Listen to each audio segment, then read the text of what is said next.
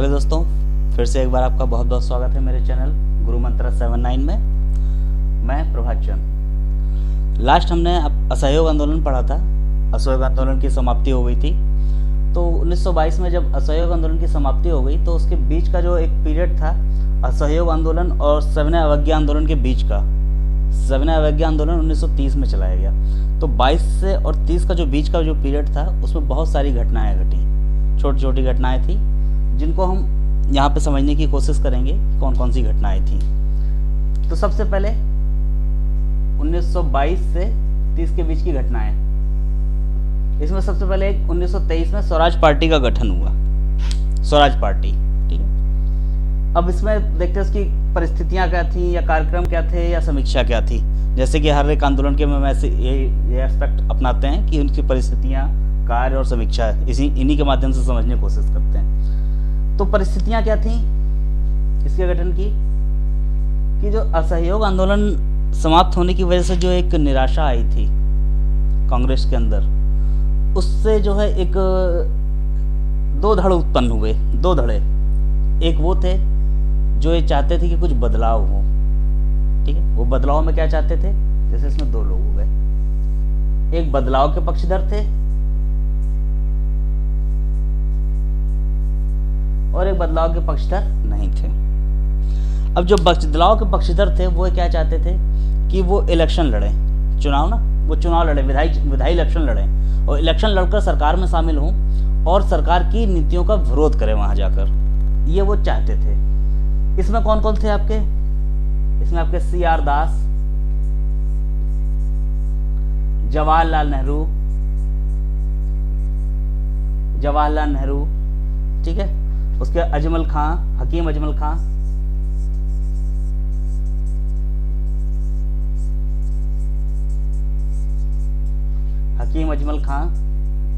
ठीक है, सुभाष चंद्र बोस लिख दे रहा हूं, खाली आप समझ लीजिए, सुभाष चंद्र बोस।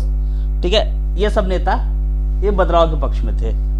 और बदलाव के पक्ष में कौन नहीं था, उनमें कौन कौन थे आपके, पटेल जी, पटेल बोले तो सरदार वल्लभ भाई पटेल, ये इस पक्ष में नहीं थे। और कौन था इसमें, राजेंद्र प्रसाद जो आपके प्रथम जो है प्रेसिडेंट भी बने थे बाद में, ये भी इसके अगेंस्ट में थे। ये जो पक्ष में थे ये लोग क्या चाहते थे कि ये जो पुराना जो गांधीवादी जो चीजें हैं जैसे चरखा, खादी, हरिजन सुधार, इन्हीं सब माध्यमों से चलने दिया जाए इस चीज को। तो ये बदलाव नहीं चाह रहे थे, लेकिन ये चाह रहे थे नहीं बदलाव हो, हम लोग सरकार में शामिल हो सकेंगे। जब सरकार में शामिल होंगे तो हमारे पास पावर होगी, हम उसके आधार पर सरकार की नीतियों का विरोध करेंगे। तो कहीं ना कहीं ये प्रोग्रेसिव थे थोड़े से। ठीक है, तो लेकिन ये सब जो ये लोग थे ये इस चीज को नहीं चाह रहे थे। राजगोपालाचारी भी थे इसमें, राजगोपालाचारी जी थे। ठीक है, तो ये सभी लोग जो थे ये नहीं चाहते थे कि किसी तरह का कोई बदलाव हो। इस चीज को लेकर काफी इन दोनों में मनमुटाव हो गया था। मनमुटाव क्या भाई, अब एक आंदोलन भी वापस हो गया था, कुछ हो नहीं रहा था, तो एक बड़ी निराशा के भाव में कुछ ना कुछ आदमी करता है ना, तो कैसे ही कुछ नया करने की होती। तो ये दो थे, एक बदलाव के पक्षधर और एक बदलाव के विपरीत। ठीक है, तो इन्हीं में क्या हुआ 1922 में दिसंबर में गया एक जगह है, जानते ना आप लोग, बिहार में एक जगह गया में कांग्रेस का अधिवेशन हुआ, जिसका जो अध्यक्षता किसने दी, CR दास ने इसकी अध्यक्षता की। और उन्होंने एक प्रस्ताव रखा कांग्रेस की कमेटी में, क्या कि हम लोग जो है इलेक्शन लड़ना चाहते हैं, इलेक्शन लड़ने संबंधी एक प्रस्ताव उन्होंने पारित किया। ठीक है, लेकिन दुर्भाग्य कहिए या जो भी कहिए, दुर्भाग्य से ये प्रस्ताव पास नहीं हो पाया। इससे बड़े काफी व्यथित हो गए, काफी दुखी हो गए और इन्होंने क्या किया, अपना त्यागपत्र दे दिया। इन्होंने त्यागपत्र दे दिया कि भाई हम लोग चाहते हैं ऐसा, आप नहीं करना चाहते हो, आप लोग सहमत नहीं हो, तो मेरा इस पद पर बने रहने का कोई मतलब नहीं रहा और मैं त्यागपत्र देता हूं। तो CR दास ने ये त्यागपत्र दे दिया। फिर क्या हुआ उसके बाद दिसंबर में हुआ ये। इसके बाद इन्होंने एक पार्टी का गठन कर लिया अपने आपस में। ये वाला जो धड़ा था जो परिवर्तन चाहता था, स्वराज पार्टी का 1923 में। अब ये कोई अलग पार्टी नहीं थी, ये अपने आप को बोलते थे, मतलब कोई अलग पार्टी नहीं थी, ये कांग्रेस की ही एक सहयोगी पार्टी के रूप में इन्होंने अपना कार्य किया। कांग्रेस में ही शामिल थे, बट उनमें एक ग्रुप ने बना के एक अलग पार्टी बना ली, स्वराज पार्टी। काम वो भी वही कर रहे थे, लेकिन उनके अपने अलग तरीके थे, जुड़े उसी से थे। तो इसको लेके काफी आपस में मनमुटाव चलने लगा था, दो अलग धड़े बन गए, तो ये सब होता रहता था। ठीक है, तो ये पार्टी का गठन हो गया। किन परिस्थितियों में वो बताया। अब इसके कार्यक्रम और उद्देश्य की बात करते हैं कि इनके क्या कार्यक्रम थे या क्या उद्देश्य थे। इन्होंने अपनी कुछ कार्यक्रम या उद्देश्य की घोषणा की। उसमें क्या क्या कहा, उन्होंने जो है सबसे पहले इस चीज की वकालत की कि जो है कि भारतीयों के, जो भारत वाले जो लोग थे, भारत के भारतीयों की मदद से संविधान का निर्माण किया जाए। एक ऐसा निर्माण किया जाए संविधान जिसमें भारतीय शामिल हो, भारतीय उसका निर्माण करें। तो संविधान निर्माण, पहली बात संविधान निर्माण पर उन्होंने जोर दिया जिसमें भारतीय शामिल हो। ठीक है, दूसरा क्या किया कि अंग्रेजी साम्राज्य, जो ब्रिटिश साम्राज्य था, उसी के अंतर्गत डोमिनियन स्टेट, मतलब अधिराज्य, डोमिनियन स्टेट,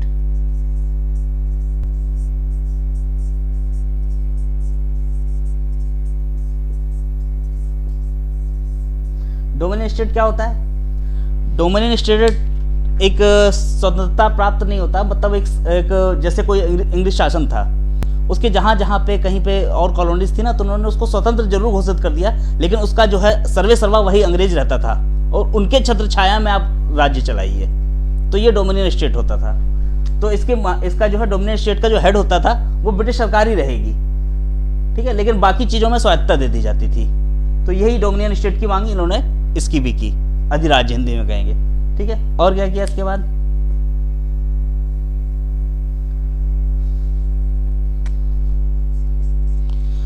इसका पार्टी ने खुद को, जो पार्टी थी, पार्टी ने खुद को कहा कि हम कांग्रेस के विरोधी या कांग्रेस से अलग नहीं हैं, बल्कि हम कांग्रेस के ही सहयोगी पार्टी हैं और कांग्रेस के जो भी कार्य थे साथ साथ वो भी इन्होंने जारी रखे, उनको समर्थन दिया। जैसे गांधीवादी वाले जो चरखा था और सूत काटना, सूती वस्त्र, ये सब इनका जो है खादीवादी, इन सबको इन्होंने समर्थन दिया भरपूर। कहीं से भी ये नहीं कहा कि हम अलग हैं। ठीक है, तो ये सारी चीजें इनकी जो है कार्यक्रम में शामिल थी कि इनको क्या क्या करना था। लेकिन जो कांग्रेस का जो दूसरा धारा था वो कहीं ना कहीं असंतुष्ट तो था ही कि भाई इन्होंने एक अपना अलग ग्रुप बना लिया, ये हमारी अलग विचारधारा से चल रहे हैं। तो काफी लोग थे। तो इस समय एक ऐसा हुआ कि कांग्रेस के अंदर एक फिर से एक बड़ा निराशा का भाव आ गया।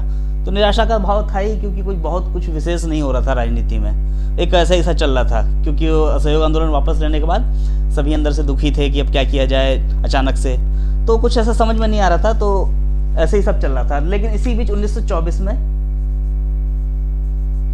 बेलगांव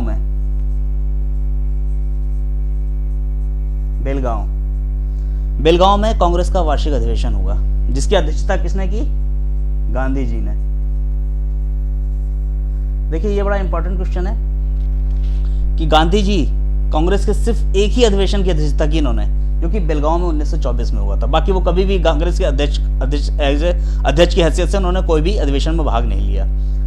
सिर्फ यही एक 1924 का ऐसा अधिवेशन था जिसमें उन्होंने, गांधी जी ने एज ए अध्यक्ष जो है उसमें भाग लिया और उन्होंने इस स्वराज पार्टी की जो नीतियां थी उनका समर्थन किया कि ठीक है, अब डोमिनियन स्टेट वगैरह जो भी है उसका हम समर्थन कर रहे हैं। ठीक है, और उन्होंने कहा कि जो कांग्रेस पूरी तरह से आपका साथ देगी और सहयोग देगी। ठीक है, अब इसकी समीक्षा करते हैं। समीक्षा में इसकी उपलब्धियों की बात करते हैं कि क्या इन्होंने पाया, क्या खोया। तो समीक्षा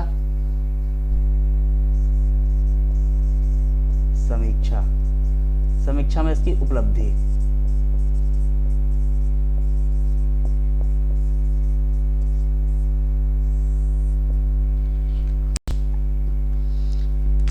उपलब्धियों में देखिए, इनके जो भी नेता थे, इनकी जो सोच थी, इन्होंने क्या किया? सबसे पहले इलेक्शन लड़ा। क्योंकि इन्होंने शुरू से ही कहा था कि हम इलेक्शन लड़ना चाहते, तो इन्होंने इलेक्शन लड़ा, विधायी इलेक्शन लड़ा और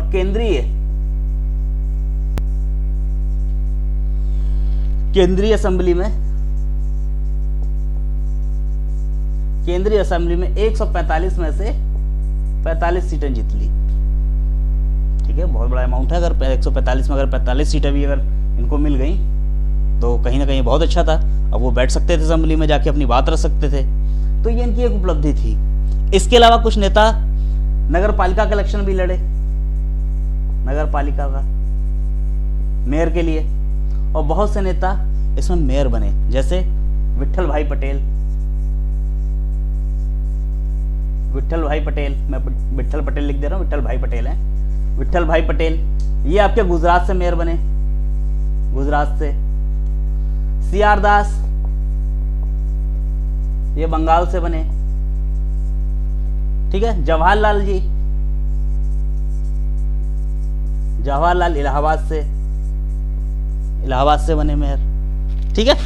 ऐसे ही बहुत से लोग अलग अलग जगहों से चुनकर मेयर बने। और इस पार्टी के पूरे सहयोग से, इस पार्टी ने थोड़ा सा प्रेशर बनाया, थोड़ा सा पूरी मदद की, तो केंद्रीय असेंबली में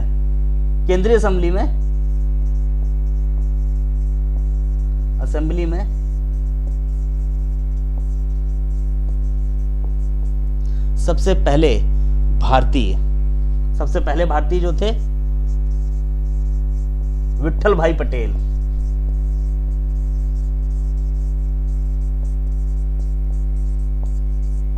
ये स्पीकर बने, स्पीकर कहां पे? केंद्रीय असेंबली में। ये पहले भारतीय थे जो केंद्रीय असेंबली में स्पीकर के पद पर नियुक्त हुए, पार्टी के पूरे प्रयास से।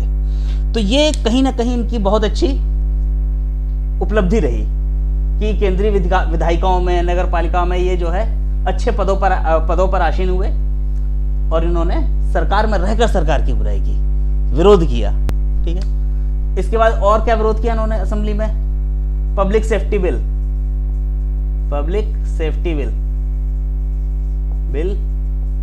एवं ट्रेड डिस्प्यूट बिल, ये 2 बिल उस समय पेश हुए थे। इनका खूब विरोध किया, ठीक है। ये व्यापार से संबंधित था, ये नागरिक सुरक्षा से संबंधित था। इस पे इन्होंने इसका विरोध किया, इन दोनों बिलों का, ठीक है। ये तो इसकी कुछ उपलब्धियां थी। अब बात करते हैं इनकी क्या जो है इनकी निगेटिविटी थी या क्या इनकी कमियां रह गई। तो इसकी जो है, अब अगर सीमाएं कह दें,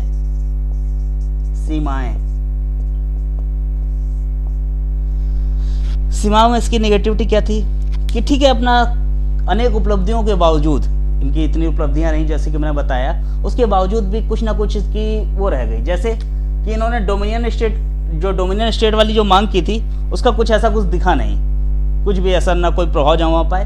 इसके अलावा जो नेता थे, इसमें से कुछ नेता जो जीत के आए, इलेक्शन में आए, उन्होंने सत्ता का स्वाद लिया जब, तो वो थोड़े से पब्लिक वाला काम छोड़ के वो खुद के स्वार्थ को जो है ज़्यादा करने लगे, कि हम व्यक्तिगत अपने कार्यों के लिए अपनी शक्ति का प्रयोग ज़्यादा करने लगे। एक लालसा, सत्ता लोलुपता होती है ना, कि सत्ता जब मिल जाती है तो धीरे धीरे आदमी जो है बदलने लगता है। तो वैसे ही कुछ नेता थे जो अपने खुद के व्यक्तिगत कार्यों के लिए इसका फायदा लेने लगे, वो पब्लिक का वो भूल गए। तो ठीक है, और आपस में एक दूसरे से ईर्ष्या, मनमुटाव आपस में ये हो गया। कुछ लोग उसमें कहने लगे कि नहीं, हमें सरकार का समर्थन करना चाहिए, कुछ लोग कहने लगे नहीं, हम सरकार के विरोध के लिए आए, हम सरकार का विरोध करेंगे। तो यहाँ भी एक आपस में एक डिस्प्यूट हो गया इन लोगों में। तो कुल मिला के आपस में इतना डिस्प्यूट हो जाने के कारण बहुत ज़्यादा कुछ इसका लाभ वो ले नहीं पाए, व्यक्तिगत कार्यों में ही ज़्यादा लुप्त रहे वो, ठीक है। तो ये इसकी सीमाएं रहीं, ठीक है। और महत्व की बात करें कि उसका महत्व क्या रहा, फिर महत्व भी है इसका। एक महत्व यही देखा जा सकता है कि असहयोग आंदोलन की वापसी के बाद जो एक निराशा का भाव उत्पन्न हुआ था पूरे देश के अंदर राजनीति में, तो इस पार्टी के गठन से कुछ एक पुनः जागरण, जैसे कहते हैं ना, कुछ पुनः चेतना का संचार हुआ। और सबसे अच्छी बात यह रही कि इन्होंने जो संविधान निर्माण की बात की थी कि हम संविधान का निर्माण करें भारतीय की मदद से, वो एक अच्छा पहलू था, अच्छा स्टार्ट था। तो ये सारी चीज़ें इन्होंने एक राजनीति कम से कम एक चलती रही, जो निराशा के दौर में भी, तो एक संचार का भी इन्होंने एक काम किया, ये इसकी महत्वता थी, ठीक है। तो इसके बाद हम देखते हैं अगला, इसके बाद जो आया था साइमन कमीशन। मैं घटनाएं बता रहा हूं कि 1922 से 1930 के बीच में क्या क्या हुआ। स्वराज पार्टी का गठन, और दूसरा साइमन कमीशन आ गया। ठीक है, आगे साइमन कमीशन, इसका जो टाइम था 1927 से 1928। जैसे कि सारे पढ़ते हैं उसी की तरह से इसका गठन, संरचना, उद्देश्य, भारतीय प्रतिक्रिया, रिपोर्ट और इसका मूल्यांकन, इसका मूल्यांकन में आलोचना और उसका महत्व। ठीक है, अब गठन देखते हैं। तो 1927 में जो है ब्रिटेन में कंजर्वेटिव सरकार थी। कंजर्वेटिव मतलब वहां पे दो ही तरह की सरकारें हैं, तो कंजर्वेटिव सरकार थी वहां पे, तो उन्होंने साइमन कमीशन का गठन किया। ठीक है, और साइमन कमीशन का जो गठन किया उसका उद्देश्य क्या था? इसका उद्देश्य था कि 1919 में जो कानून आया था, याद है आपको, 1919 का रोलेट एक्ट वगैरह था जो, तो उसी की समीक्षा था इसका उद्देश्य, क्योंकि उसकी समीक्षा करके उसमें अगर कुछ परिवर्तन करना हो या कुछ नया सुधार हो तो वो किया जाए, तो इसलिए इसमें किया गया। इसकी संरचना की बात की जाए तो इसमें सारे के सारे जो सदस्य थे इस कमीशन के, वो सारे के सारे ब्रिटिश थे, एक भी भारतीय नहीं था। ये इसका एक ड्रॉबैक था।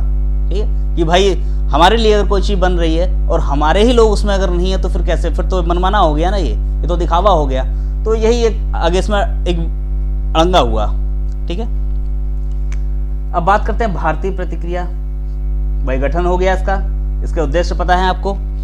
अब भारतीयों को जब ये पता चला कि ऐसा एक कमीशन बन गया है जिसमें भारत का कोई भी व्यक्ति नहीं है, सब ब्रिटिश हैं, तो एक मन में एक शंका तो सभी में बनी गई कि अब ये भाई हो ना हो, अब वो तो अपने हित की बात करेंगे जब हमारा कोई आदमी नहीं है। तो इसका पुरजोर विरोध हुआ, जितना पूरे भारत में विरोध हुआ। ये कमीशन भारत में अगर जहां जहां भी गया, चाहे वो लखनऊ गया, चाहे वो आपका लाहौर गया, बम्बई गया, कलकत्ता गया, मद्रास गया, जहां भी गया, हर जगह साइमन गो बैक नारे लगाए गए।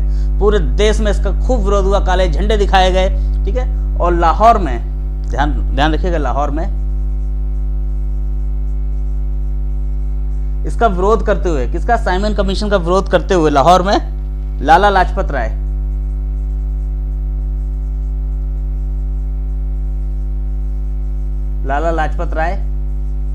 के सर में जो है अंग्रेजों के लाठीचार्ज के द्वारा सर में लाठी लग गई, उससे उनका जो है सर फट गया, उनको काफी खून निकला, वहीं वो घायल हो गए और कुछ दिनों के बाद उसी अवस्था में उन्होंने प्राण त्याग दिए, उनकी मृत्यु हो गई। तो ये जो है एक बड़ी घटना रही इसकी, क्योंकि ये पंजाब केसरी के नाम से भी जाने जाते थे लाला लाजपत राय, बड़े नेता थे, काफी पॉपुलर थे लोगों के बीच में। तो भारतीयों की जो प्रतिक्रिया थी वो काफी उग्र थी इसके प्रति, सभी एकजुट में थे कि इसका विरोध किया जाए, ये सबके लिए बुरी है। ठीक है, इसके बाद इस जो है साइमन कमीशन ने अपनी रिपोर्ट पेश की 1930 में अपनी रिपोर्ट पेश की। अब रिपोर्ट में क्या क्या लगाया? रिपोर्ट में इस कमीशन ने अपनी रिपोर्ट में कहा कि जो पहले से जो मौजूद कानून है उसमें कोई खास बदलने की जरूरत नहीं है, वो जैसा है, अभी कोई नए सुधार की आवश्यकता इसमें नहीं है, भारतीयों के लिए सही है। कहने का मतलब, चूंकि सारे उसके वही सदस्य थे तो ज्यादा क्या होना था, वैसे उम्मीद भी किसी को नहीं थी, तो उन्होंने कहा कोई बड़ा संवैधानिक फेरबदल करने की आवश्यकता नहीं है, ठीक है, एज इट इज चलने दो। ठीक है, एज इट इज चलने दो। और क्या हुआ? हाँ, एक चीज जरूर इन्होंने की कि जो मताधिकार,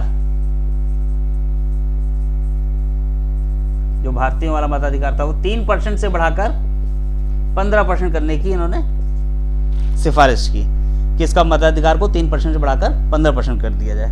चलो, ये तो ठीक था। इसके बाद इन्होंने सबसे बड़ी जो मतलब इन्होंने अपनी रिपोर्ट में लगाया वो क्या था कि महाराष्ट्र से या बंबई से सिंध को अलग कर दो, बंबई से सिंध को अलग। ठीक है, दूसरा बिहार से उड़ीसा, व भारत से, सोचिए, भारत से वर्मा को, जो आज का म्यांमार है या रंगून जिसे कहते थे पहले, इसको अलग करने का इन्होंने सुझाव दिया इस साइमन कमीशन ने। ये भी भाई भारत के टुकड़े कर दिए एक प्रकार से देखा जाए तो। ठीक है, इसके अलावा और क्या अपनी रिपोर्ट में लगाया इन्होंने? एक से इसके बाद इन्होंने अपनी रिपोर्ट में इस चीज को जो है बताया कि जो सांप्रदायिक जो निर्वाचन था, पृथक निर्वाचन, जैसा कि आपको पहले बताया, जो पृथक निर्वाचन था कि यहाँ मुस्लिम है तो वहाँ मुस्लिम भी वोटर वोट दे सकता है, वही लड़ सकता है। तो ये पृथक निर्वाचन को इन्होंने एज इट इज बनाए रखा, पृथक निर्वाचन को,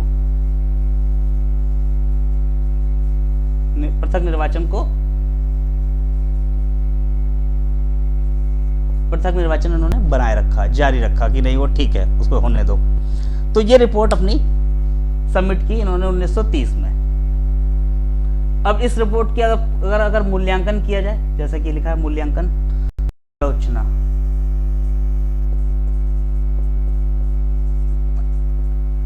आलोचना अगर आलोचनात्मक बिंदु देखें तो इस रिपोर्ट में कहीं भी डोमिनियन स्टेट, स्वशासन जैसी कोई भी चीज का जिक्र नहीं किया गया था, जो कि इनकी मांग रही है हमेशा से, इन लोगों की, स्वराज पार्टी की भी वगैरह, डोमिनियन स्टेट की। तो इस चीज का कहीं कोई जिक्र नहीं, स्वशासन वगैरह कहीं कुछ नहीं था। दूसरा एक पॉइंट ये हो गया। दूसरा क्या और क्या था कि इसमें जो सरकार को जवाबदेही तय नहीं की गई थी। जो वाइस रॉयस वगैरह थे, जो उसके जो है गवर्नर थे, गवर्नरों को जो है जो पावर थी उनकी, वो उस पर कहीं पे भी इफेक्ट नहीं पड़ा, वो कहीं से भी सरकार के प्रति उत्तरदायी नहीं बनाए गए, पब्लिक के प्रति, ठीक है। और एक बात और कि इसमें जो है जो पृथक निर्वाचन की जो है वकालत की उन्होंने, वो फूट डालो की नीति का ही कहीं ना कहीं समर्थन था। तो इस बिंदु से भी ये पता चलता है सरकार की मंशा फूट डालो और राज करो की नीति थी। और इसमें जो है विधायिकाओं में जो विधायिकाएं थी उनको प्रजातांत्रिक, मतलब पब्लिक के उसमें वोट, उस पर प्रजातांत्रिक बनाने पे ज़्यादा जोर नहीं दिया गया, राजशाही नौकरशाही वाला ही काम बना रहा। तो प्रजातांत्रिक बनाने पे भी ज़्यादा कोई कार्य नहीं किया गया। ये इसकी आलोचना थी, इसकी निगेटिविटी थी इस एस्पेक्ट पे। अब इसका महत्व देखें कि क्या महत्व था। अगर भारतीय दृष्टिकोण से देखा जाए तो ये नेगेटिव ही थी ज़्यादा, कोई खास इसका महत्व भारतीयों के लिए तो अच्छा नहीं था। लेकिन फिर भी इस रिपोर्ट के आने से कहीं ना कहीं एक एकता का भाव, सभी ने मिलकर जो उसका विरोध किया था, तो एक एकता, आपस में जो एकता थी वो कहीं ना कहीं फिर से पनपी। तो एक नया आयाम मिला इसको, एकता को, और आगे चलकर यही नेहरू रिपोर्ट के लिए एक आधार बनी। अभी नेहरू रिपोर्ट क्या है, ये हमारा अगला टॉपिक है कि आगे हम नेहरू रिपोर्ट बताएंगे।